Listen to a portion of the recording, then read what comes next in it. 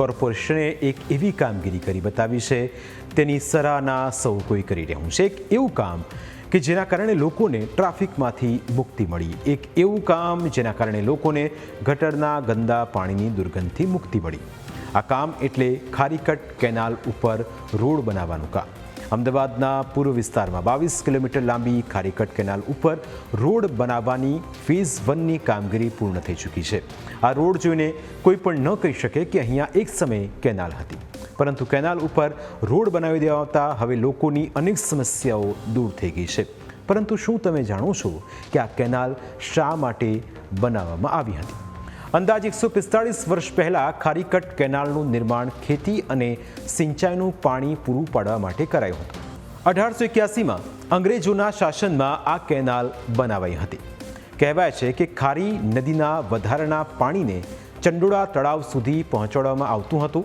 તે સમયે આસપાસ ખેતરો જ હતા, પરંતુ જેમ જેમ શહેરનો વ્યાપ વધતો ગયો તેમ તેમ આજુબાજુમાં સોસાયટીઓ બનતી ગઈ અને કેનાલમાં ઉદ્યોગોનું કેમિકલયુક્ત પાણી તેમજ ગટરનું ગંદુ પાણી ઠલવા લાગતું. તેના કારણે કેનાલમાં 22 કિલોમીટરના પટ્ટાની આસપાસ જેટલા પણ રહીશો રહેતા હતા તેમની મુશ્કેલી ખૂબ વધી ગઈ હતી. દુર્ગંધથી લોકો ત્રાહિમામ પુકારી ઉઠ્યા હતા. આ ઉપરાંત મચ્છરનો પણ ખૂબ જ ઉપદ્રવ રહેતો. આખરે વર્ષ 2023માં અમદાવાદ મ્યુનિસિપલ કોર્પોરેશન દ્વારા તેને ઢાંકીને 6 લેનનો રોડ અને ગાર્ડન બનાવવાનો મહત્વાકાંક્ષી પ્રોજેક્ટ હાથ ધરાયો.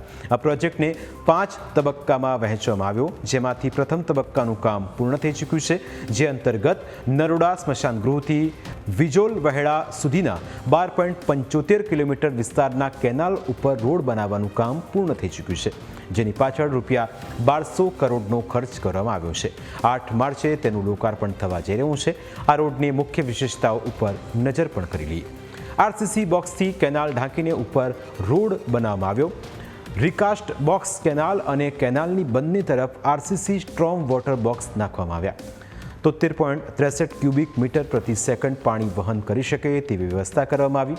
સોસાયટીઓના ગટર કનેક્શનો મુખ્ય ડ્રેનેજ લાઇન સાથે જોડવામાં આવ્યા, જેનું પરિણામ એ આવ્યું કે આસપાસ રહેતા 10 લાખ લોકો અને અન્ય વાહન ચાલકોને તેનો લાભ મળતો થયો છે.